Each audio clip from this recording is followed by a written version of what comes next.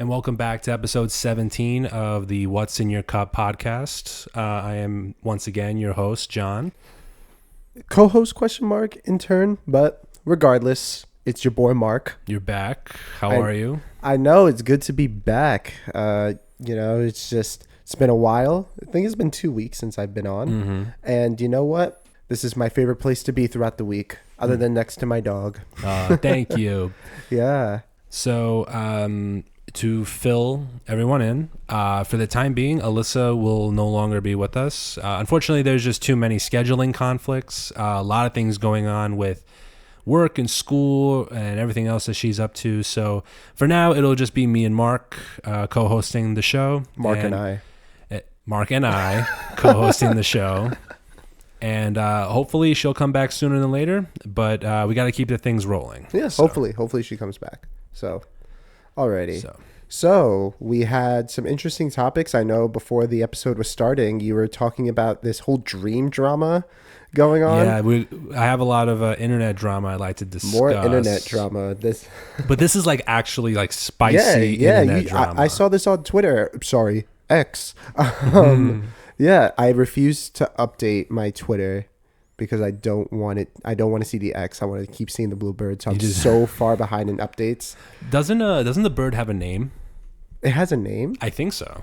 Really? I feel like it does. Oh, that would be somewhere. So interesting. That's a Jeopardy question. That would be like a $1 million Jeopardy question. What's the Twitter bird's name? Tweet? Tweety? Probably something like that. Yeah. But no, I was seeing it on Twitter, and this is the voice of Gumball. Yes. So there was a video that came out with.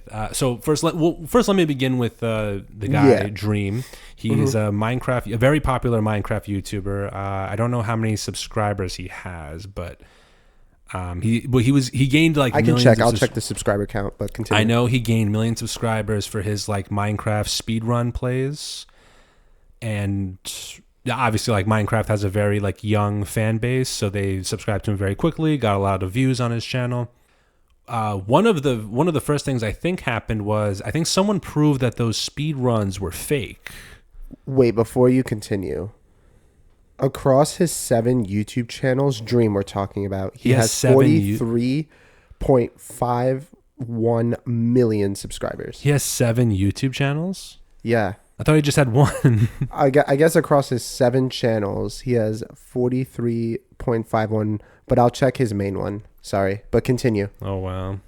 So what happened with him was that I think someone tried proving that the speed runs he was doing that got him famous in the first place were fake because he would up the recording speed by like 0.1x speed higher than normal, which is very hard to tell if it's actually fake or not.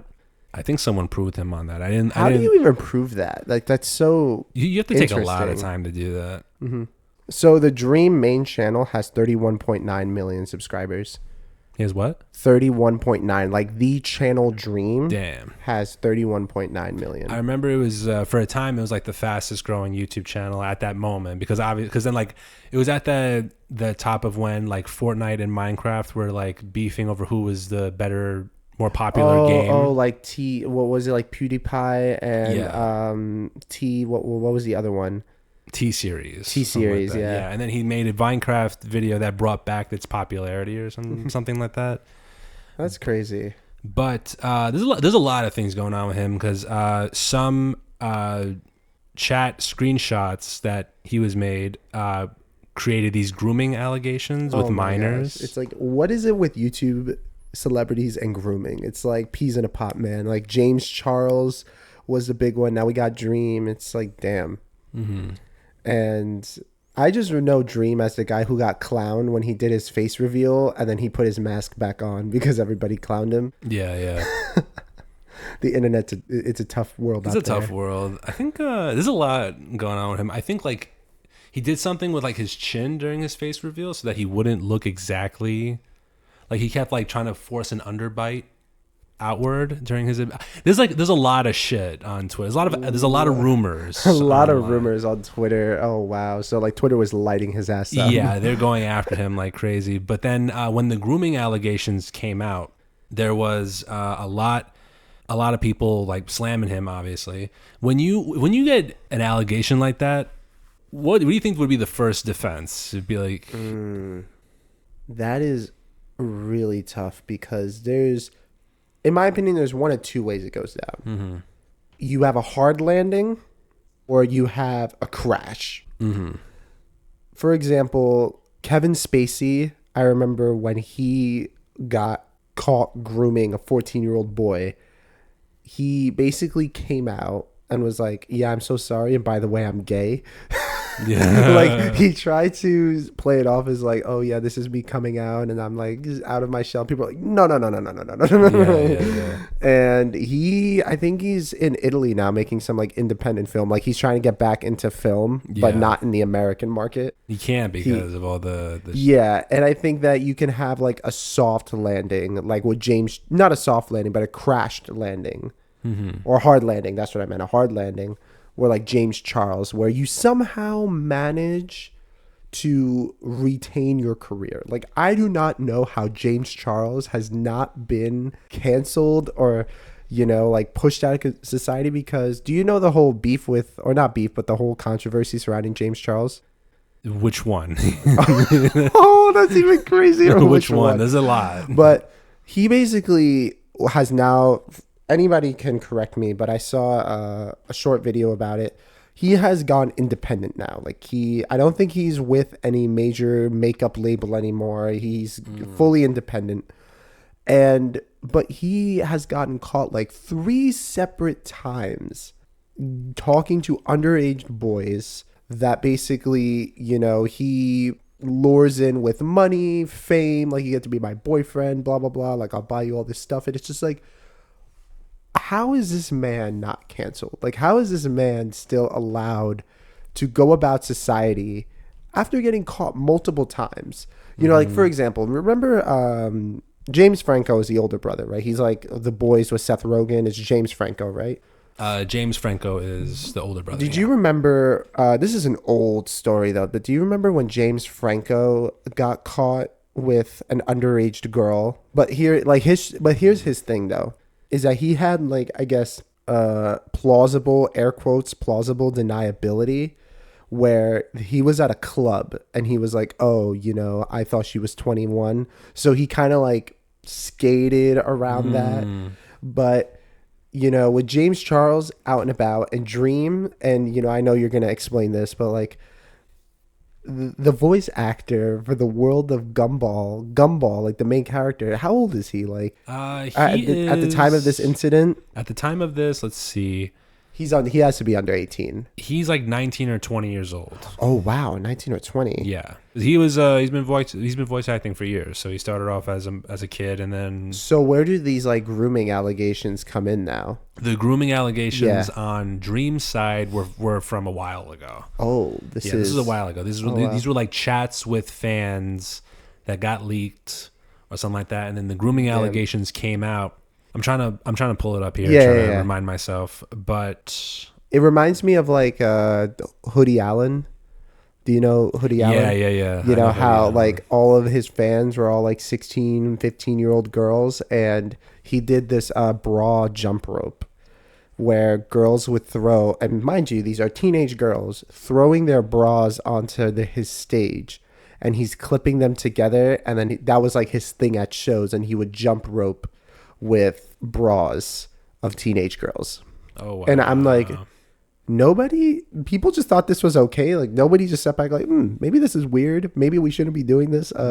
His managers were like, Hoodie, I think you should stop doing this.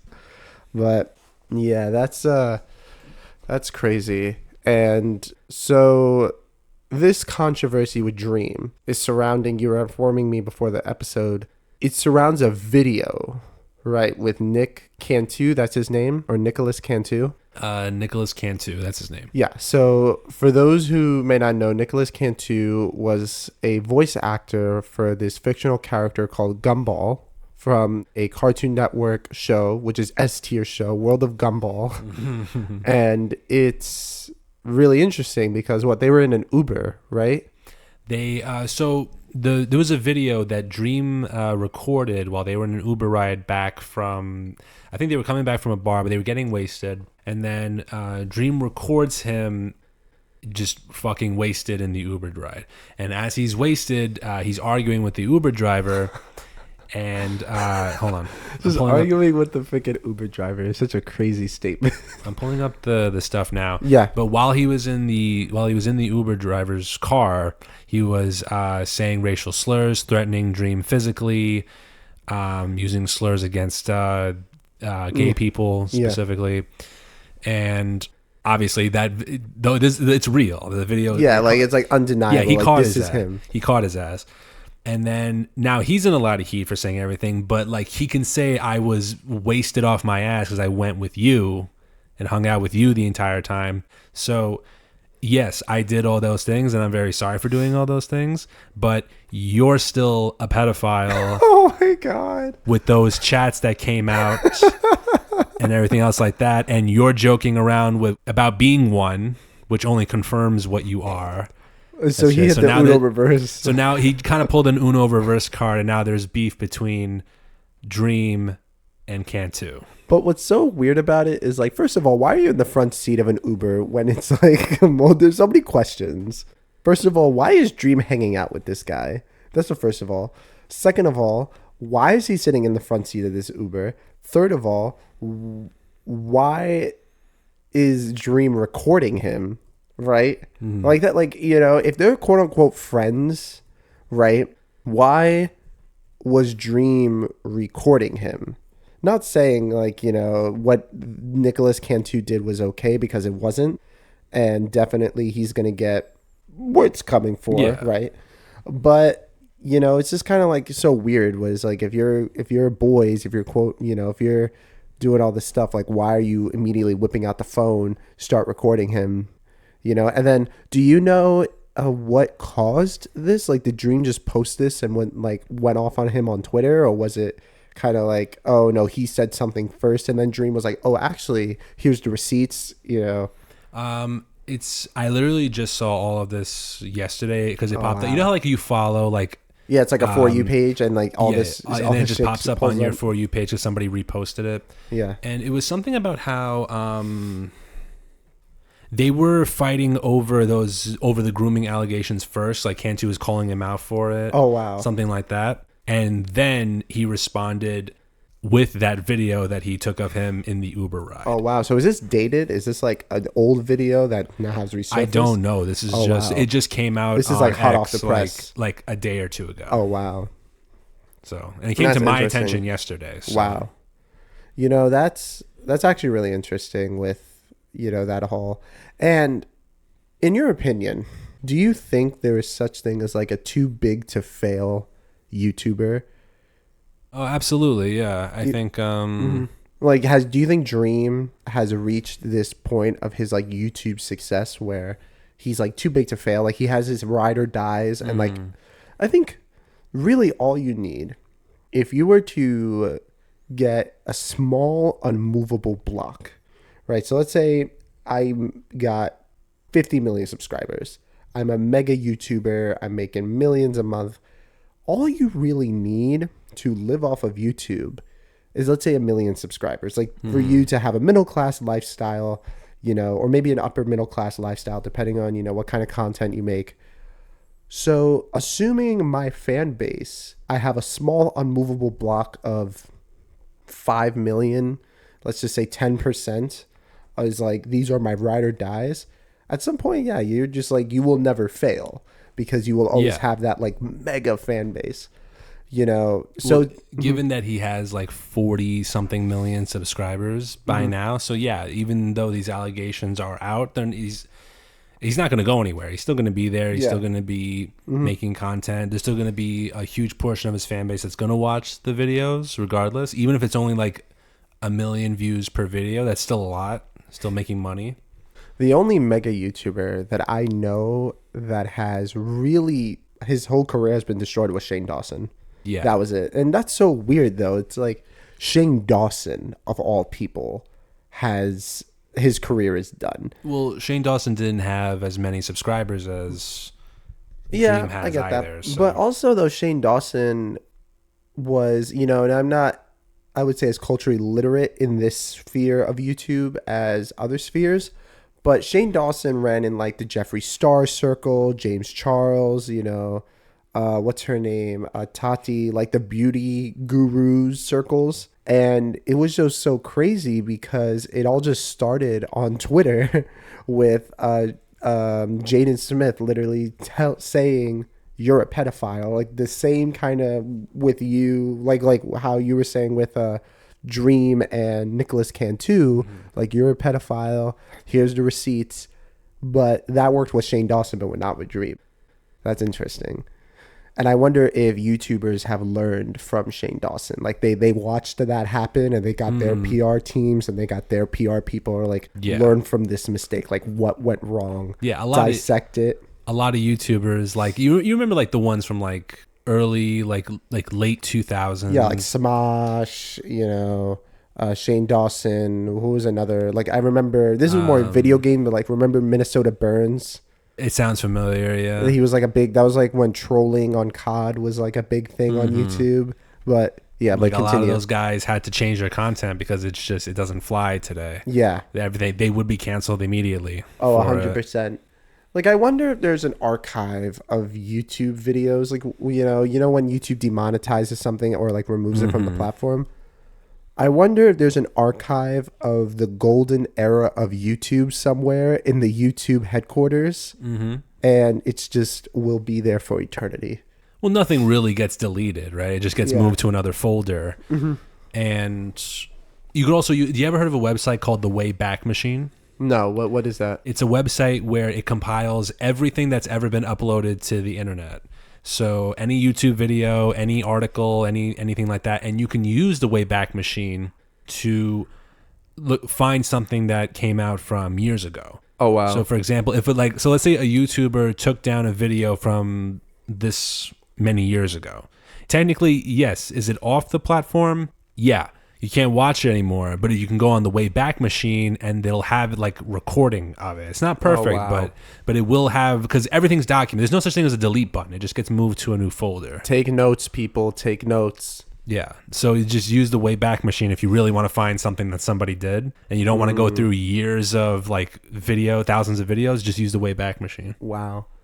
And this kind of like now leads into, I would say, TikTok and all of that, and like how the YouTube platform has just changed dramatically, because YouTube is not the YouTube that we grew up with. Like YouTube has definitely become this like multimedia platform where they're still trying to ram YouTube Red down our throats. Like, oh, want to break from the ads, or like you don't want ads, like try YouTube Red. Nobody's buying that shit. Yeah, I'm not paying $7.99 a month just to do something that Spotify already does for free. Like nobody is buying that shit. I'll just skip the ads. Yeah, skip the ads. That's it. But anyways, I know that the YouTube platform has changed, has really like just copy paste TikTok with YouTube Shorts. Yeah, basically. And it's kind of just like losing that special thing, because YouTube is the pinnacle of social media. Yeah. Like it generates the most revenue out of any social media platform ever. Like whether you're a TikTok star, whether you're a podcaster, whether you're like, you want to be big on YouTube, and anyone who is someone on social media has a YouTube presence. Would you agree with that? Absolutely. Yeah. And that, I think when you have TikTokers and all of this and like all this YouTube drama, it's so crazy because YouTube as this like parent company has all this influence, and they kind of just sit on the sidelines. You know, they like with Dream or, you know, with Shane Dawson and all of that. As far as I know, like YouTube doesn't really get involved, but then YouTube will strike you if you freaking used the wrong song in your intro. Yeah. You know. But yeah, that was a weird tangent. So I was looking up on we're talking about, because they make a lot more revenue, right, compared to other social media sites. YouTube itself, on financebuzz.com, because I just googled it. Yeah. This is from the article on Finance Buzz. Yeah. As of the third quarter of 2022, YouTube's ad revenue was more than $7 billion. Oh wow, that's third quarter. And the Google-owned company had $28.8 billion in total revenue from 2021. Oh wow. So they make, which was a 46% increase from 2020. So that's crazy. So, you know what's really interesting? The biggest YouTuber, undisputable right now, is Mr. Beast. Undisputable. Of course, yeah. He has like, what, 200 million subscribers? Yeah, and he said something along the lines of like, if he was to sell the Mr. Beast brand, he would ask like 50 billion or something. Yeah. And I'm like, that's so crazy. I don't know, like 50. Well, most of that is just goodwill. You ever heard of that? What do you mean goodwill? Like, you know when a company sells for a much higher price than what it's actually worth? Yeah. It's called goodwill. Oh, I don't know that. Yeah, 70% of a company's selling price is actually just goodwill, like based on what they think they can make from it in future revenue streams. So, for example, let's say like when Elon Musk bought Twitter and turned it into X, right? He bought it for how many billion? I think it was like 40 billion. Like 40 billion. The company was probably worth only like 10 billion, but he bought it for 40 because that's the amount of potential that can be made from it in future endeavors. Oh, wow. I didn't know So it's that. called goodwill, yeah. But that's so crazy because I remember Mr. Beast was on a podcast, some random podcast, and he was talking about how he's like, I don't want to work with any brands because I would take half their marketing budget, and I'm not going to give a brand like a discount to come on my platform. So that's why I want to make like other things. But how does he make his money, without brand deals? That's what I'm so confused about. I heard that his spending is so high that he really doesn't make a lot of money off of his videos. Like everything goes towards the production, and then he'll make like the bare minimum to survive off of it. So let's say like yeah, he makes a shit ton of money, but that all that money that he made that month went into that one video he was making, and then he just made, and then whatever came back, he's using just to survive. Oh, it's kind of like the Elon Musk method, where he's like, "Yeah, I'm a billionaire, but I live in like a $50,000 house in Texas or something." Yeah, and then he lives at a friend's house, and like that kind of thing. Yeah, so it's like everything goes towards the production, even though he has a lot of money on hand. Do you know the controversies? I remember we were talking a little bit about it before the podcast, but the controversies around like Mr. Beast and how a lot of people don't like him. Like so many people want him to fail because I think they just don't like seeing more or less people making money off of, I guess, the failures in the social society. Trying when someone breaks out of the societal norm and shows that, yes, I can actually solve the problems that you're complaining about. There you go. Yes, 100%. And then people feel bad about it because they're like, oh, somebody actually solved the problem we've been complaining about all these years? Yeah.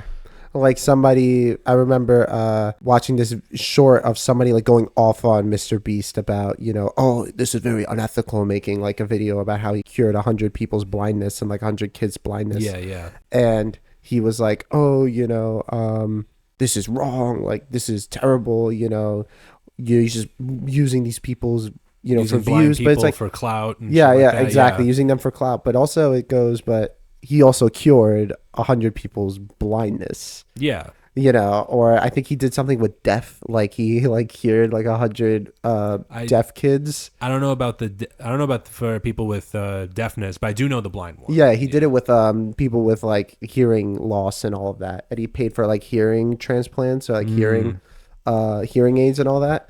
And I don't think he's not the first YouTuber to do that either. Yeah, but he's like the most famous one to do it. Right. And he like recorded someone like hearing "I love you" for the first time, and people were like, "That was not right." Blah blah blah. Like it's like you have two segments of YouTube that are either like, "This is right because he's helping these people and he makes money off of these videos that he can help more people," and other people are like, this is wrong because he is just simply profiting off of people's misery. Right. And it's just kind of like your view on that is just kind of, I guess, your subconscious view on people who have that much wealth. It's like if you are, I would say, more angry about like wealth inequality and all of that, you're going to view those types of videos with more pessimism. But if you are, I guess, a person who doesn't see wealth inequality as negatively as other people, or, may see it as even necessary for societal advancement, whatever that is, then you're going to view that as like, oh, that's right that, he can do that. It's just very interesting because people are trying to cancel him so hard. Yeah. That people they're just waiting for him to fail. I feel like there is a segment of YouTube society that is like, I cannot wait for Mr. Beast to fail. It's all like I feel like that whole group of people is just guys like they have no lives. H3. Yeah. They have no lives. They're just hanging out on their computers, seeing what's going on. And they see somebody putting in the effort and becoming successful because of that effort. Yeah. And they're like, I think they're just more mad at themselves. Yeah, like, why am I not that successful? Yeah, why is he successful? Like, he's making money off of this and that, but he's still doing what you didn't. Yeah. You can't hate him for being able to do the things that you can't do. Yeah, it's kind of like when I think of, this podcast, like, this is like the very early stages, and I remember watching a YouTube short. I know I keep saying that, but my attention span is fried, but I was watching this YouTube short, and they were basically like saying, like, a lot of people, they look at success on social media and they see like, oh, instant overnight success. What they don't see is the 100 videos that only got like 3 views. Yeah. Or like the 110 videos that got no views at all. Yeah. And then they see that one video where it makes 1 million views, and then all the rest is like all super easy. Like, oh, they've always had it easy. Like, they don't see the hard work that went into creating this platform and this community that you've built. Because like I remember the first year or two, he had like so he only had like 100 something subscribers at that time, which, slow start, and then it just grew and grew exponentially over time. I think what blew up was he gave a homeless man $10,000. It was one of those videos where it's like he's helping somebody. I forgot which one it was, but it had to be something like that. Yeah. So. Shall we talk about the drinks? I've been drinking this. Yeah, I've seen you do it a couple times. Yeah. Always breaking my rules. It's good. It's good. I'm glad you like it. I'm glad you like it, but stop like breaking my rules, bro. I like the lime. I love limes. That's like one of my favorite fruits. So, do you want to give a description? Because I made it, so. Made it. Very good. Think of pineapple juice, if you guys like the color consistency of a pineapple juice. It's served in a bourbon glass. I like bourbon glasses. I like them like they're heavy glasses. Glad you like it. It has a lime in it. There's definitely lemonade or pineapple juice, something like citrusy. I definitely see the alcohol.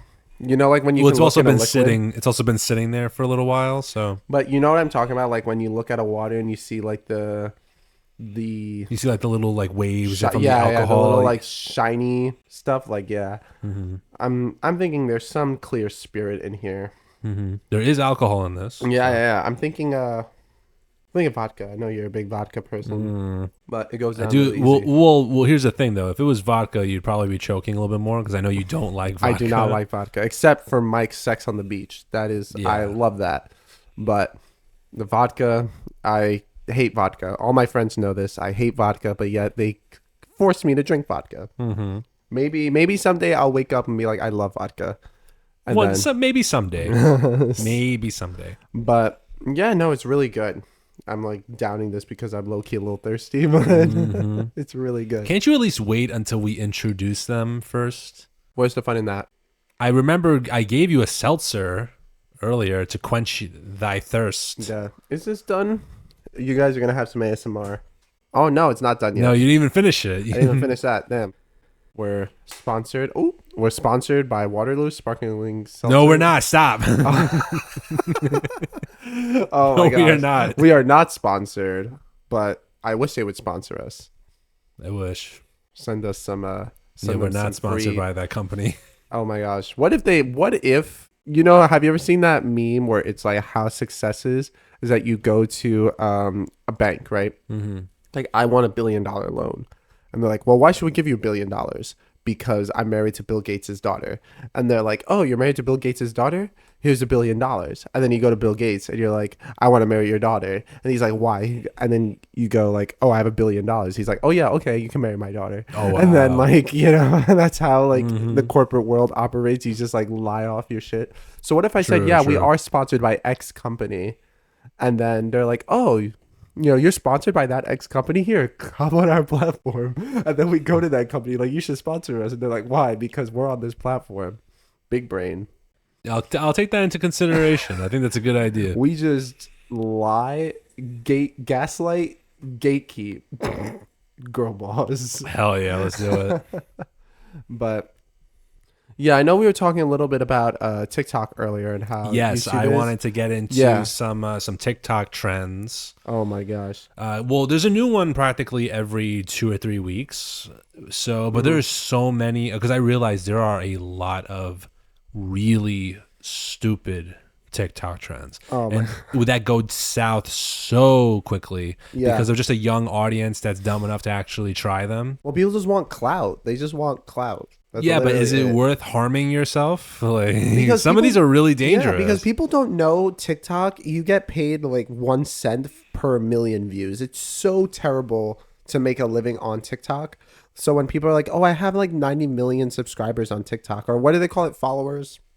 Followers, yeah. Yeah, I have 90 million followers. It's like, okay, you make what, $1,000 a month? That's literally what it is. And the following on TikTok does not translate to the following on YouTube. Like going back to like how YouTube is just a king of social media, you know, because 90 million followers on TikTok versus 90 million subscribers on YouTube, that's 2 separate worlds. That is 2 separate worlds.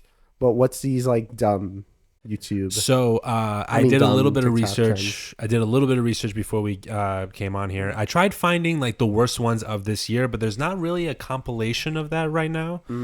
What there is right now is that there's a lot of lists of like the worst or dumbest or most dangerous ones that TikTok has produced so far, or people on TikTok have produced so far. And I have one. And one website, the New York Post, did a whole compilation of it. They found the article is 25 craziest TikTok challenges so far and the ordeals they've caused.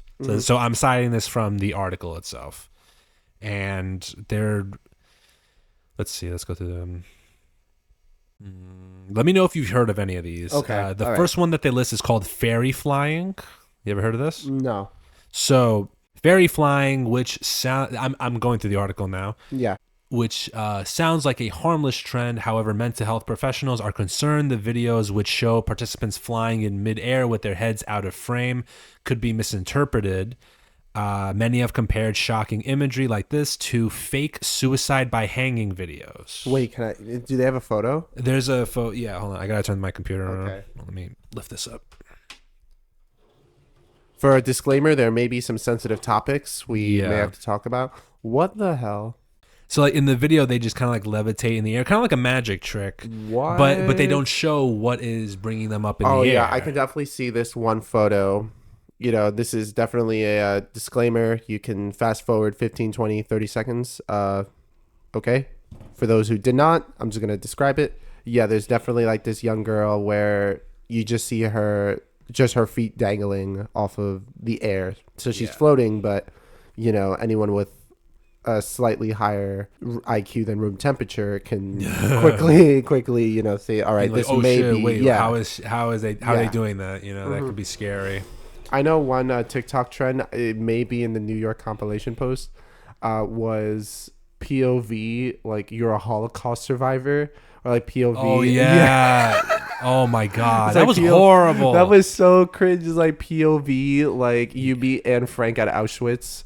No, she didn't go to Auschwitz, but like, or Bergen-Belsen, I think she went to. But it was like POV, you meet Anne Frank at like Bergen-Belsen, and it's just like, bro, or like POV, you know, you're on Snapchat and you're going to, you know, a concentration camp, this person on Snapchat. It's like unbelievable. That is horrible. That is so bad, you know, and it's just like you laugh because it's just how ridiculous some of these people are.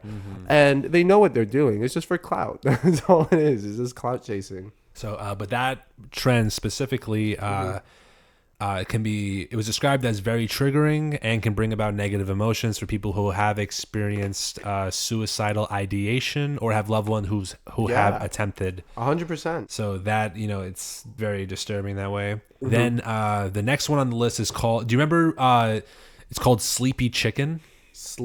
Oh my gosh, is that like cooking chicken with NyQuil? Yeah. Why are these people so dumb? Like, which was warned against by the FDA. The FDA put out a statement, be like, don't do this. Like, are you crazy? Why? Like, who? This is the reason. Okay, hot take. I think we need to remove all the warning labels off of everything. And survival of the fittest at this point. Like, I feel like warning labels in some way have made people dumber. Like, why are you baking bread in a hot tub why are you toasting bread in a hot tub?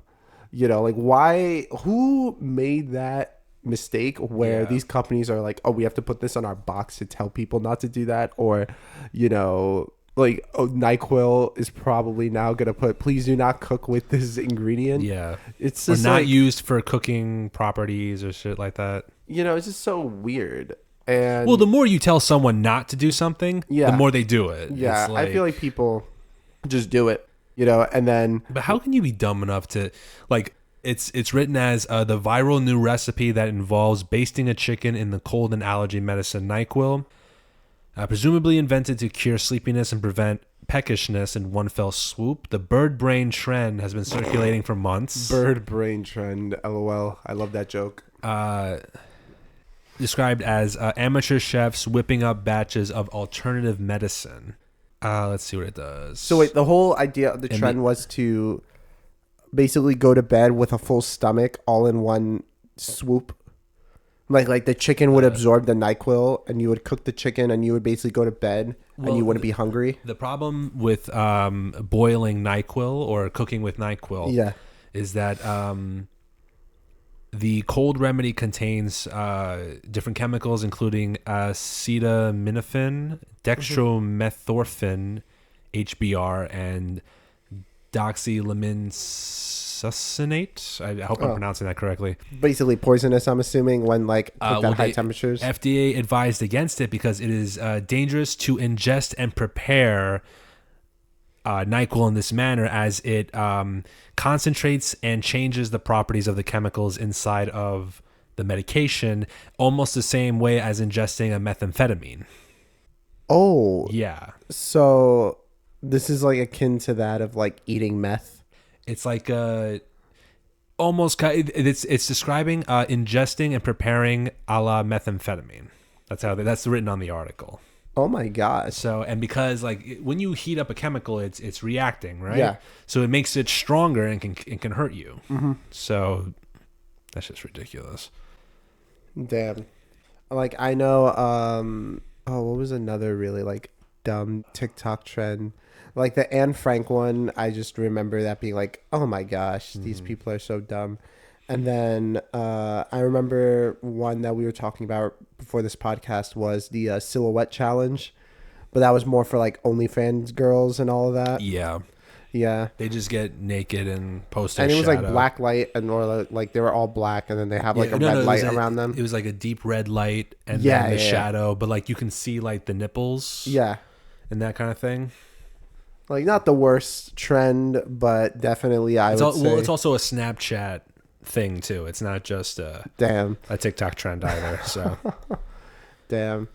I know that I have, before we want to talk about this, because it's going to take a hard right turn if we want to talk about this. Do you have any other like trends on? I got a whole 23 more to go. Oh wow. So we can so maybe like I won't go through all of them because we'll be here all day, but I'm gonna pick out the ones that are most relatable. Yeah. Well, I'm gonna pick out the ones that are actually like serious trends. Other ones here, like they listed the girl that put Gorilla Glue in her hair. You remember that trend? Oh my god! That wasn't a trend. That was just a stupid thing to do. That was so dumb. Gorilla that's not Glue. Really a trend. That's just like, more like someone being really stupid. She is so famous for just putting Gorilla Glue in her hair. And I remember seeing the video, and she went like click, click, click, like she was like tapping her head. it. Yeah, you couldn't get it out. The scalp burned, like her scalp was burning, and she had to go through surgery. Yeah, to get that shit off. That's crazy. So, man. yeah, even the article is like, this might not be a challenge per se. However, This is dumb. it's undoubtedly cemented a place on TikTok's stupidity Mount Rushmore. Having to get Whoever surgery to repair it was a 4-hour procedure to repair her head. Then it's a cautionary tale. However, it landed her $20,000 in donations from fans for support. Who are her fans? I don't know. Who's donating money? What? And then hundreds of free hair products and even a full-time agent. Full-time agent for what? The Gorilla Glue? I don't know. Girl, I don't know. What audience is she cultivating through this endeavor? Is she sponsored by Gorilla Glue? I don't know. Oh my, that I would be really so hope, funny. I really hope Gorilla Glue sent her something like that. Would be just chef's kiss. They'd be like, well, you probably used all of it on your hair. Here's a new one, just in case you needed more. That would be excellent marketing. There's another one called DIY Vampire Fangs. Oh my god! For this past Halloween, they would super glue vampire fangs to their teeth, and they couldn't get them off. Which is it's not a trend. It's just stupid. Who? If I ever had a child, this makes me not want to have children. Like, makes me so sad. And then, because I know the average age of these people doing these trends have to be like 17. Yeah, they're like high school to college students that are just dumb enough to actually try them. Yeah. And then immediately following that is tooth filing. Oh, like riffraff? That sounds so painful. Yeah. Cosmeticians, amateur cosmeticians remodeling their chompers with nail files. Wait, what? They would take a nail file and they would file. You know, you used to like clean up your nails.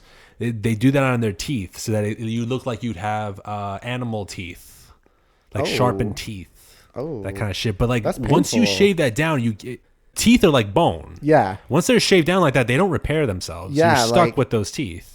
I know this is not really related, but what are your thoughts on those people who like get the job done where all their teeth are like perfectly straight? Do you know what I mean? Like they file down their canines and they kind of like, like news anchor teeth. Do you know what I mean? It's kind of just like, it looks like fake teeth, but it's like almost too perfect. I can see what you're talking about. Yeah. I just always found that weird, but continue. Do you have the canines, by the way? Because I do. Yeah. Like what they do is that they file the canines and they make them blend in with all the other teeth. So it just looks... That sounds so painful. I don't know. That really sounds painful. It looks really weird. Like if you look it up, okay, it looks really weird.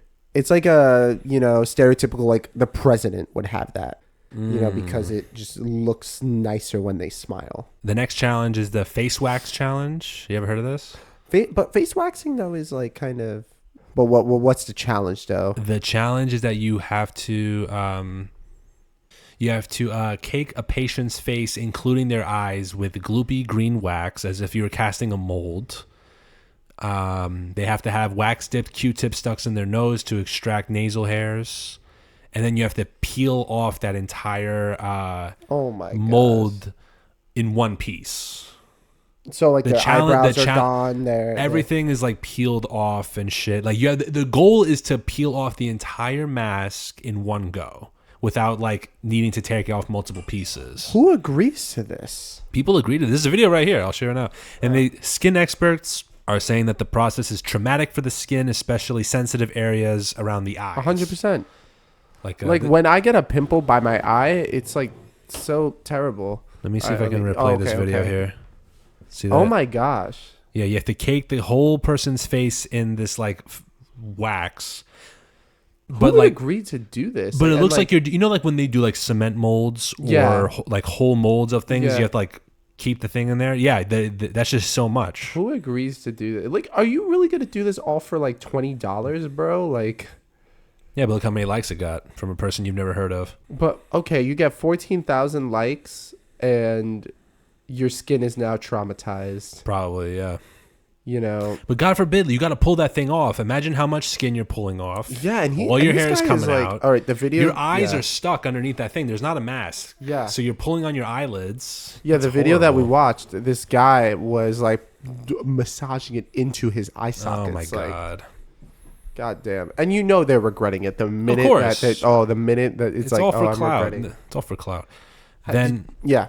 oh, what were you gonna say? I was gonna say, did you see the Vice News TikTok video about how all these high school kids are dropping out to go, become TikTok famous? So they join like content houses. Yes. I know that those things always fail. I know for a fact they always fail because it's basically putting a bunch of kids in a house, expecting them to get along, and these people have like agents, and I'm like, what agents for what? Maybe I'm just a boomer. Maybe we're just old. Maybe we're behind the times. But it's like, how much content can you create? Like at some point, you just hit a brick wall where you're out of shit to do, or you're just going to do something crazier and crazier and crazier. All for, again, because TikTok's, monetary value is terrible. It's dog shit. So what, you're going to like jump off a building and paraglide to the next building or whatever for what, like $150? Well, they're probably treating them the same way that like agents would treat like child actors. Like, yeah, they may not be in movies or anything like that, but they're still popular people, and they make content that people will watch. So they know they can make money off of these people, but again, has anyone successfully moved out of TikTok into other successful? Because I've heard people from YouTubers go into TikTok. Yeah, a lot of TikTokers have. Like, they've moved into their own brands. A lot of people. I just remember Charli D'Amelio had like a partnership with Dunkin'. Like, that was it. Like, I remember that was her big thing. I think they gave her like a documentary series, like her family. Like, as soon as they like got famous and they moved into like a brand new mansion and things like that, they're giving her like a reality show. Oh, goddamn. Then obviously she's got like brand deals. She's on the cover of magazines. I remember Bella Porch started off as like a dance, like those doing those TikTok dances. And to the B. And now she's like, she makes her own music. So now she's like fully musician now. Is her music good? I've only listened to there's the one song that went popular on TikTok also called Build a Bitch. You ever heard of that one? No. It's a popular TikTok trend song, but I think Alyssa was telling me actually that a lot of her songs became like getting millions of views on like YouTube and things like that. So she's like a musical artist now. Oh wow! Like, people actually follow her and everything. Okay, interesting. So I stand corrected. So I'm gonna go right back to the list. Sorry, we keep deep. I keep. I'm trying to go through them as fast as possible, just so that. Yeah. All right. Just you go. Yeah. And then the next one. This is. This sounds really funny. It's called Erection Cream Pout Plumper. What the? Oh my gosh. It says. Okay, why do you need an erection cream? I have no idea what this is. I haven't read this one yet. Wait, can I just say something real quick? If you are an 18, 19-year-old boy and you need erection cream, you need to go to a doctor. That's all I'm saying. So, TikTok cosmeticians redefined maintaining a stiff upper lip after trying to plump their pouts with erection cream on camera. So wait, they're using erection cream on their lips to... Erection cream on their lips to have them like stiff and hard. And it says while one influencer did succeed in fluffing his flappers to life raft proportions. Is there a photo? No, there's nothing on this one. Oh wow. He had to stop the stunt early due to a burning sensation. Meanwhile, doctors say that the hack is utterly ridiculous and can be extremely dangerous, adding that the temporary procedure could lead to adverse reactions, including soreness, swelling, and blisters, as well as blood pressure fluctuations and possible heart problems. Really? Yeah. Wow. And I just remember, the only thing I remember, like a TikTok trend, I think it was more of an Instagram trend at the time, was remember the Kim Kardashian like lip challenge where you would like get a bottle and you would like suck on the bottle and your lips would go inside the cap. And you would like come out and it would be like puckered up like, Kim's lips. That's all I remember. But I don't think that was on TikTok. I think that was like when Instagram was still like the premier social media platform for young people. Then the next challenge is the corn cob challenge. This one was actually kind of funny.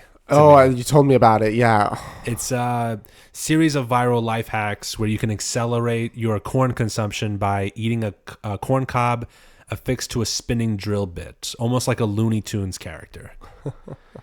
And it gained international attention after rapper Jason Derulo chipped a tooth while performing the stunt. Jason Derulo. Isn't he like fully now a TikTok person? He's mostly, he still makes music, but he's like very well known as a social media influencer. Yeah. Oh. Oh, it just mentioned afterwards that he also tried inhaling 22 hamburgers a month later after that to commemorate reaching 22 million TikTok followers. So 22 hamburgers a month? No, 20. He did a challenge to inhale 22 hamburgers in one session. Oh, for okay. 22 million subscribers. Okay, you know what? That's a really interesting thing. What type of hamburgers are we talking about? Because like, would we consider White Castle sliders as hamburgers? I have no idea. It just says like, oh, they're just cracking a joke at him for like trying to do that for 22 million subscribers. Then the next challenge is the cereal challenge. Oh, what's this one? It has a potentially dangerous end result because person has to pour milk and cereal into the open mouth of a person lying down. Oh God! And then eat the breakfast from the human bowl. That's disgusting.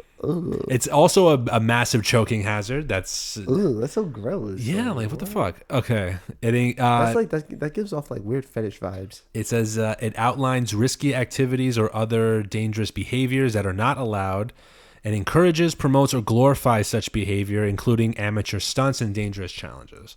Disgusting. Next is the skull breaker challenge.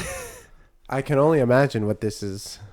It says that the viral craze originated in Venezuela as three friends, which is a loose term. That's just what they write on the thing. Jumping next to each other as the bookending buds kick the middle guy's feet out from under him. The action sends the person crashing to the ground, landing on their back and hitting the head in the process. What is the what is the point of this? This just sounds like attempted murder. It's literally just, you're just kicking someone to the ground and hoping they hit their head on the way down. That's all it is. It just sounds like attempted or assault. It literally sounds like assault. It's led to many injuries, but Florida police have charged 2 high school teens with misdemeanor battery and cyberbullying following an incident with the challenge. So that's crazy. Then you have the penny challenge. You were talking about this one, yeah. Which involves sliding a penny behind a partially plugged-in phone charger. Oh my God. As a so it's done more as a prank, but it strikes the metal, causing sparks and electrical system damage in some cases, and in some cases, fire. So imagine if you're in an apartment, right? And your entire apartment burns to the ground because you just find out that some person in another floor wanted to do a TikTok challenge doing this. What is your reaction? I'm like, it's like when you see those memes of like kids with a fork trying to push it into the outlet. Yeah, it's like that. But doing it on purpose. Oh my gosh. Okay. Then the next one is the Benadryl challenge, which involves taking enough Benadryl to hallucinate and posting the footage of you hallucinating online. No comment. And then which resulted in the death of a 15-year-old Oklahoma girl last year. Oh my gosh. That's actually really sad. It's unbelievable. And then obviously they have to like release a statement why you shouldn't do it, even though it's probably written on the bottle already. The next is the Cha-Cha Slide challenge. Oh, I like the Cha-Cha Slide, but which involved teen drivers swerving all over the road like maniacs in time with the stunt's namesake dance anthem, which obviously caused many severe car accidents. Again, like imagine you're just driving home and your car gets hit because you have these bunch of teenage boys and girls in a fucking car doing a TikTok challenge. How about this one? The Pee Your Pants challenge. Oh my God. Like, you need me to explain this one? Is it just literally peeing your pants in front of a camera? It's literally, I'm looking through it. Wait, do we have to make a little PSA before we explain this one? There's no video. They didn't want to show a video. It says, one bored live streamer thought when he heeded nature's call on camera and pissed himself during a live stream. He didn't get up to go to use the bathroom. He just started peeing himself on camera. That is oddly disturbing. Like, that is, like, very disturbing. And, yeah, I'm just going to leave it there. And next is the poop challenge. Oh, my God. Is it just like flinging people's poop at another person? It's parents smearing excrement on their progeny and filming their reactions. Wait. Progeny? Their kids. What? Yeah. That's what it says on the article. Wait, parents taking their shit and smearing it on their kids? It says these parents in lockdown smeared excrement on their progeny, which I'm assuming just means their children, and filmed their aghast reactions, where WTF seemed to be the overwhelming response from commentators. What the Yep. fuck? Who? And they called it the poop challenge. Or poop prank. Hashtag poop prank. I hope those parents, because you can get sick from that. Like, Yeah. you can get sick from that. I hope those parents got some form of public shame. Like, we need to bring back shaming. Like, I'm sorry, we need to bring back shaming in our culture, where we just shame these people. Yeah, There's absolutely. no way, But continue. Next is the verbal abuse challenge. The verbal abuse challenge. That's insane. where moms and dads crap down their kids figuratively by calling them a mistake, and in some instances mentioning the word abort. Oh my god, that's actually terrible. And the video that they showed here was a guy being like, he was like recording a video of his like kid making food or something, and he goes, this guy just dented my car and called it an accident. Well, guess what? So were you. And then uploaded the video. That's crazy. Oh my god. Then you have the flash mob challenge. I mean, flash mobs have been around for a while. This isn't new. but flash mobs, correct me if I'm wrong, those are just people that like just dance in public, right? Yes, but wait. I know I really should have read this before I said anything. It says, these moms bided the lockdown in titillating fashion by exposing their breasts to their babies and recording their enticed reactions. What? Yeah. People, what is wrong with you? Like, apparently there's a song for it from Wheeler Walker Jr.'s Drop 'Em Out. And the line and the lyric from the song goes, "Drop 'em out, let me see them titties."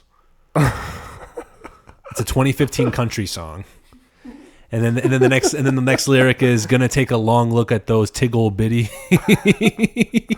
you know what's crazy? I remember watching this video and on YouTube, and it was about this mother who like posted videos on YouTube like breastfeeding her kid. And so that's a really like great area, because YouTube is like, oh, this is educational, so we'll leave it on the platform. But in her description box she had a link to her OnlyFans. Oh god, no. So like you knew what this was about. Yeah. And she was using her kid as basically an extension of her OnlyFans. That's disgusting. It's disgusting, but it's just like, that's what that reminded me of. All right, next is the dipping challenge. Is this like with dip, like nicotine? Where men voluntarily slam dunked their junk into small containers of soy sauce in hopes of tasting the savory Asian condiment. Wait. What? Wait, so you're saying they took the... Wait, is this like in restaurants? No, this is like in their homes. So wait, they take like a little bit of soy sauce, dip their ball sacks in it, and then eat the soy sauce? And then... or like give the soy sauce to somebody else? I don't know. Yeah, like... is there any more further explanation? No, there's no further explanation. It's just this is what they're doing. So, okay. And it says that the trend stemmed from a resurfaced 2013 study which found that mice can determine taste through their testicles. Oh, so it's just... Just a bunch of... It's a bunch of dipshit morons that were like, wait, can I taste through my balls? Oh my god. Wait, oh, so they're just literally like... They're like, wait, hold up, I can taste shit this way? No way. Oh my gosh, okay. No, because now I am intrigued. Don't think about that. What's wrong with you? Like, well, all right, is there any like, are they just shitting on that trend, or what are they saying? They said that by doing this they were hoping to be able to taste the condiment on their tongues. So like, yeah, like it would transfer from down to the top. Yeah. Oh my gosh. And it says, once the challenge hit digital timelines, guys everywhere were unzipping their flies and using their goodies as saucy napkins in the name of science. Oh my god. I fucking love the New York Post. I love the New York Post. But did anything come about it? Did anything come about it? No, it was just like a stupid ass trend. Well, first of all, if you're dumb enough to show your private areas your junk on the internet, that's your fault. Plainly your fault. Okay, and the next one is the blackout challenge, also known as the pass out challenge and the fainting game, where participants were dared to choke themselves until they passed out for several seconds on camera.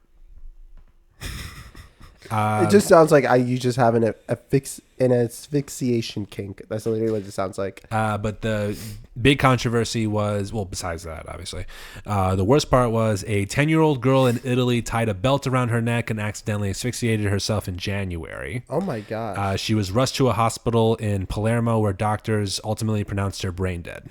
Oh my god. Yeah. That's when TikTok encouraged users to flag any account holders engaging in this dangerous trend. Yeah, like it's the fact that it took death. It took a death TikTok to like officially step in. It took a person's brain death to a little girl's brain dead to. Yeah. Also, where the hell are your parents? That's a good question. A lot of get these kids off these fucking sites. Anyway, next one is the coronavirus challenge. Oh, I'm excited to hear what this is.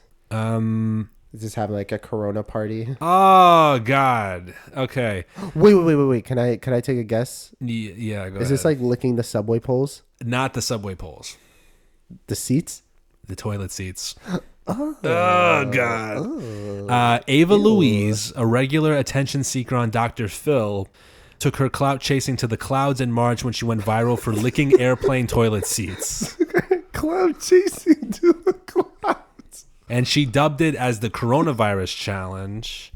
But she was given cyberspace hell for her tone deaf antics. As she should. That's disgusting. Like, bro, imagine like you accidentally open the door to like an airplane, airplane seat, and you're just seeing like this girl just licking a toilet seat, and you're just like, what the fuck? Next one is the silhouette challenge. Okay. Which is what I talked about. But the article writes it as small screen seduction hit a hard stop after perverts found a way to bring a cheeky trend to a creepy end. Wait, what would they do? Because originally, as this is from the article, hotties were taking to TikTok to show off their amazing bodies behind a red filter that covered up their private parts. But geeky freaks found a way to remove the filter and get an eye fill of the women's unmentionables. I'm fucking crying. PSA warnings. PSA's warning lusty ladies about the pervy privacy breach went viral, and naturally the sexy challenge slipped into the shadows. That's crazy. Well, we're almost finished. We got a couple more. Next one is not last one. Next one is the dry scoop challenge, where prompts participants to ingest a mound of undiluted supplemental energy powder. Oh my gosh. But it caused a 20-year-old stripper and OnlyFans star Brittany Portillo to suffer a heart attack. Yeah, because you're dry scooping a pound of energy, right into your heart. Energy drinks. Let's see. Remember the TikTok trend of like licking the ice cream and then putting it back into the grocery store? Oh my God. Remember like that paranoia? That's still there. People are still like that. I don't buy those cartons of ice cream anymore because of that shit. Like people would like take a bottle of Listerine, they drank it, and then they would spit back in and then cover it. I can't. It's fucking disgusting. Yeah. So obviously, like, thankfully, it was only. I think. Well, we don't know how many people possibly died from this, but the only one listed is a heart attack from this OnlyFans star.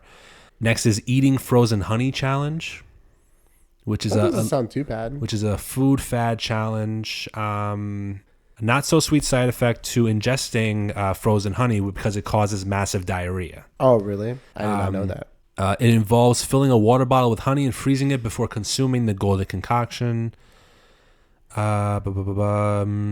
Many TikTok users have experienced negative side effects. They're claiming that the honey water has caused them to run to the bathroom with diarrhea or an overall uneasiness.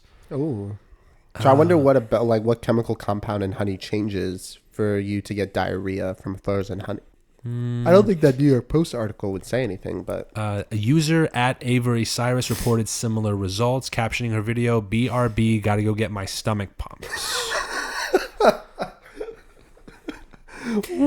To be honest, I thought that frozen honey would be an interesting thing, but I guess ingesting it that way just doesn't get digested well. I'm just crying because it's like, BRB, gotta go get my stomach pumped. Like, that's such a crazy comment to say. Okay. Like, wow. The next is the milk crate challenge. What I knew this one already. Wait, what this is the one milk crate this challenge? one's actually really dangerous. So, milk does a body good, but milk crates not so much. Perhaps the most dangerous trend to hit TikTok is the milk crate challenge, where wannabe gymnasts pretend milk crates are a balance beam of sorts, attempt to climb a pyramid of stacked milk crates. But instead of taking home the gold, they end up black and blue. This challenge was allegedly started by Kenneth Waddell on Facebook. Medical experts quickly warned against attempting the ridiculous challenge. We are seeing many orthopedic injuries as a result of people falling off the milk crates, including broken wrists, shoulder dislocations, ACL and meniscus tears, as well as life-threatening conditions like spinal cord injuries. ooh, ow. And then TikTok issued a statement banning the milk crate challenge. Oh, wow. So that's a good sign there. And then the last one that they listed was the TikTok bathroom challenge. What is this? It's a destructive stunt dubbed the bathroom challenge and the devious lick challenge. Has kids steal water fountains, hand sanitizers, soap dispensers, fire alarms, bathroom stall doors, hot air dryers, and many other major utilities, seemingly just for the thrill of it. It's nationwide. Some are taking exploits to ruinous extremes, with the principal of Kansas's Olathe North High School having to tell parents that several of the restrooms were shut down because of stolen toilet seats and ripped off stall doors. So basically just destroying a bathroom. Why? Because children are stupid, and they do very stupid things. You know what's not on the list? The Tide Pod Challenge. Was that a TikTok challenge? That was a TikTok trend, yeah. Oh, yeah. Like people ingesting Tide Pods. Or the cinnamon challenge. You remember the cinnamon challenge? I actually did the cinnamon challenge. How was it? It was really hard, and I didn't swallow it. Yeah, like, that shit dries up on you real quick. Yeah, and it hurts. Yeah, it did really hurt. But I remember the Tide Pod thing was fucking crazy because it also sold out Tide Pods as a product, and they made so much money. But then eventually they realized children are going to the hospital getting their stomach pumped because they think these pods look like candy. Did you ever, when you were a kid, have the allure of the Tide Pod? No, I thought it was really stupid. It's laundry detergent in a pod. Well, why don't they just make candies that look like Tide Pod candies? No, don't defend this. Look, I had, when I was young, I'd be like, wow, that looks really good. Yeah, okay. Anyway. In defense of Tide Pod eaters. Okay, so those were the 25. No, stop it. So those are the 25 that I listed. Before we move on. Yeah. Let's do the drinks. Yeah. Because we almost finished. What did you think? Obviously, I think you said you liked it, right? I did really like it. I'm giving this a solid 8-1. 8-1. Okay. Okay. The reason why 8-1, I like that. This is a perfect summer drink. I think you're very good at making summer drinks. I think that there's definitely salt in here. Sugar, maybe salt or sugar. I saw some sediment build up at the bottom. It does the lime. sink. The lime was a good touch. And so I'm saying lime, vodka, lemonade, and salt. I think you just made a margarita. Okay. No. No. Oh, what was it? It's lime, whiskey, sour cocktail mix, and sugar. It's a whiskey sour. I am very surprised you did not get this. Look at your face. We're gonna have to edit this out. No, I'm not. No, we have to edit this out. No, no. How did you not know this was a whiskey sour? We get these literally every time we go out. Okay, granted, there's not a lot of whiskey. I didn't have a lot. I think what I think it is this is a big psyop. This is not a whiskey sour. No, this is Where's a whiskey. the cherry, huh? I didn't have maraschino cherries. I only had limes. Okay. But anyway, this is also a very good whiskey sour. I'll give it to you. I'm glad you liked it. And then because the recipe online also includes sugar, so I put sugar, a little like dash of sugar at the top. But I had a very small amount of whiskey left, so that's why. Because I was like, it may come out more juice than liquor. This was pretty good. I love whiskey sours. Those are my favorite drinks, and I do feel very, very, very dumb. You know, it's because like you drink it so much. You're not expecting. You're not expecting it. Yeah. Yeah, I'm trying to defend myself here. I could have made this much better if I had more whiskey, but I had more cocktail mix, so I filled it up with more cocktail mix. No, it's fine. It's good. I'm glad you like it I'm though. saying a solid 8-1. Glad you like it. Yeah. All right. Now, one trend that was recently popping up that I wanted to talk about after all this stuff. You were telling me about it a little bit beforehand, and it involves the letter that came out from The Guardian involving Osama bin Laden's justifications for the 9/11 terrorist attacks. Yeah. Now, this is a very harsh transition from like TikTok trends, like bullshit ones like these, to something serious like this. So this is going to be a strong ending to this episode, but I want to talk about this because it's very... It's like one of those things you cannot actually believe is happening. Yeah. So, and it's not a bullshit trend like destroying a bathroom or putting wax on your face or eating raw honey or eating frozen honey. Yeah. It's supporting the guy who planned and orchestrated 9/11. Yeah. So go into this and tell me all about this. So for those who may not know, in 2002, The Guardian, which is a British newspaper, released a letter that Osama bin Laden wrote as justification for 9/11. And essentially, it's not a long letter. I read through it. You can still find it online. And essentially what it is, it's Osama bin Laden detailing why he felt 9/11 was justified. And he justifies 9/11 through the U.S.'s support of Israel, right? And how the U.S. uses Israel, in his words, as like kind of just an extension of American imperialism and XYZ. People on TikTok got a hold of this article, and I'm going to use the word article very loosely. This article from The Guardian that showcased Osama bin Laden's letter to America as basically like, oh, wow, this is like, so it makes sense now. Like, you know, America is this imperialistic power and like this is a struggle, right? So like 9/11 wasn't good, but it's justified, right? Like this is the key word, justified, that people are using. And it's really concerning to me is because younger people our age that I think are removed from, you know, because we have relatives that witnessed 9/11, but our generation, you know, and I'm not saying our generation hasn't gone through tough times like COVID being one of them, but our generation, I think, the further we're removed from 9/11 as 9/11 comes further and further into the past, and the further we're removed from, let's say, World War II or the Korean War, even the Vietnam War, like those generations, we forget just how crazy these ideas are. And so what Osama bin Laden was talking about in his letter to America was basically that Christian, Jews, and Muslims are the Abrahamic religion. So we all worship the same God, right?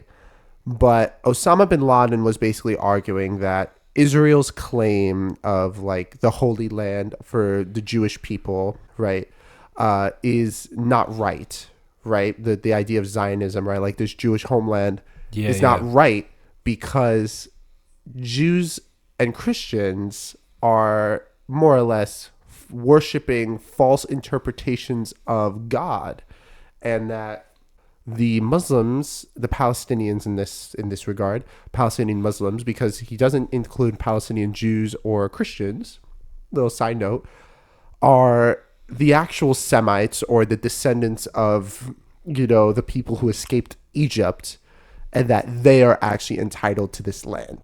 And that he basically calls on, you know, the destruction of the state of Israel and XYZ.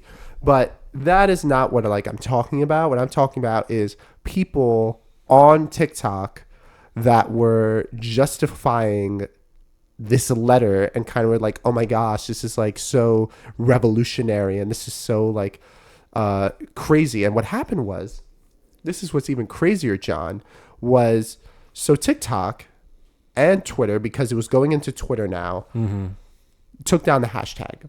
Like, just, you could not post Osama bin Laden letter to America or letter to America on X. On X and on TikTok. That they took this down. They took all the videos down. And people were saying, oh, Osama bin Laden was right. And that corporate media is shutting free speech because they know this is right. So people were basically endorsing Osama bin Laden's actions as justifiable because of American foreign policy. That is fucking insane, dude. It is insane. And it's just like so crazy because just how ignorant so many people are. Yeah. And it's just, it just screams ignorance. I'm not going to tell our listeners, what they should think on, Israel, Palestine, because honestly, it's going to be argued until the cows come home. It's a very tough topic. It's a very tough topic. And everything, And but would you say that it's becoming a trend because of the Hamas and Israel? 100%. And all that? 100%, because Osama bin Laden directly states Israel and Palestine and that conflict is the reason why 9/11 was carried out. And what's really interesting, and that people are like, oh, America is this imperial power, blah, blah. It's very rich coming from Osama bin Laden, talking about American imperialism, when the U.S. bankrolled the Taliban against Russian aggression in Afghanistan. At the time, they were called the Mujahideen. So it's just very rich coming from a guy who literally was bankrolled by the CIA, bankrolled by the U.S. government, was trained by the CIA, who went to Harvard. Right? It's like, who is literally who was wealthy. He was like a prince talking about imperialism. Like, I just felt, he was a direct beneficiary of American money dealing with Russia. And again, people our age, I'm not saying a lot of people know about that, but it's just like, they'll just take something at face value. And it kind of just, I guess, goes into the broader, like, I don't want to dive too much into this. Right, so when, you feel adequate, just reel me back in. But it's like, a lot of people our age have, I would say, this pseudo intellectualism, or like this belief that to be in the know, right? To be in the know, whether it's about Israel or Palestine, Ukraine or Russia, or these key points of conflict around the world, you have to have an inherently negative view of the United States, right? Like this inherently negative view of the United States as this corrupt country that, we're this imperialistic power. And that if you don't believe that, you are naive, you're dumb, you're brainwashed. And I'm not saying America, doesn't have its problems. I'm not saying that. And I don't want to get into that discussion. Yeah. But like this trend on TikTok, on Twitter, on Facebook that took the world by storm really showcases this kind of like, I think our generation, like Gen Z, our kind of like, because we're known as the nihilistic generation, like, oh, we're all going to die from climate change, LOL, we're all going to like get nuked. Yeah, all negative all the time. Very all negative, very deadpan, very like, oh, we're done, and I don't care about anything anymore. All that bullshit. But it's really materializing where people are kind of like this nihilistic view, right, is seeping into, I guess, the real world, where people are like, oh, America is this terrible shit country. And all I need to validate that my internal bias is a non-American saying how shit your country is, and you're like, oh yes, they're right, and I'm going to take that for face value. And it's so crazy how much people have fallen for this blatant propaganda. Like, like nobody, I haven't seen anybody when I saw this trend happening calling, wait, didn't we bankroll your whole fight against Russia in the 1980s? Didn't we bankroll your whole, right. everything? So it's very concerning that people were just like immediately rationalizing Osama bin Laden's actions as, again, keyword justified. Not saying they agree with 9/11, but the idea of it being justified because of quote unquote American imperialism through Israel was very concerning. And it's just like, I think that just shows, I think, a lot of young people's just view on the world and how quickly they can fall to propaganda. Yeah. And that's where I'll end my little rant. I want to add to this by saying it's very easy to target somebody or something when they are kind of like in the power, like they have the power or the superiority over in a global sense. So it's very easy to do that. Also, it's just taking advantage of the First Amendment. Yeah. And being able to say whatever you want, thinking that there's no consequences. Yeah. When there are most certainly consequences. You know, you 100%. can still get shit for talking shit. Yeah. Basically. Yeah. So, like, I'll just say one more thing.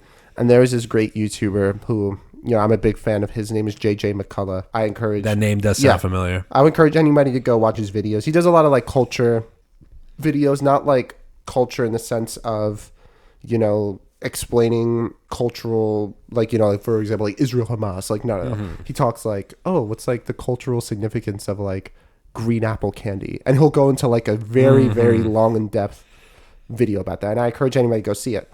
But he released a YouTube short about your brain being kind of like this room, right?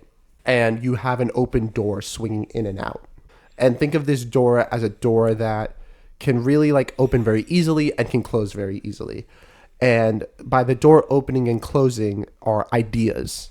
And you don't want the door to be closed because then, you know, you get no ideas. But you don't want the door to be too easily open because anybody can come in and anybody can come out, right? So you want to try as much as you can to gain knowledge. And knowledge is kind of like these guardians, right? That go, oh, you know, you can come in, kind of like a bouncer, where you can come into this room, but you can't. And I don't think a lot of people, especially younger people, you know, really have kind of like, and I'm not saying I'm like the smartest person in the world and all this. I'm not saying that, but it's like just how easily people felt for this trend of, and just at the end of the day, just defending Osama bin Laden's actions that resulted in 2,000 people dying and 2 wars for 20 years is insane. So the more you know, that's what I'll say. Yeah, very surface level ideology. Exactly. Like so many people just have surface level and will just take things at face value. Yeah. As long as somebody says it with confidence, where this is the way. Yeah. People are used to being told everything. They're not used to doing their own research. 100%. Or like, I'm not going to learn to understand. I'm just going to assume everything that this person is saying is right. And then blame that person when we find out that they're wrong. Yeah. It's like, oh, it was never my opinion. It was somebody else's. I was just going along with it. Like, we're going on a little long, so we're not going to, I don't want to get into this discussion now. We could probably do it on the next episode if we want to continue this discussion. But I'd say it's just a combination of abusing free speech and expecting no consequences for your actions. I would agree with that. We'll cover this another time. But I'm going to call it for this episode because we are running a little bit long here. For everyone listening, thank you so much. Please follow us on all our social medias, follow us on Spotify, and subscribe to our YouTube channel for upcoming content.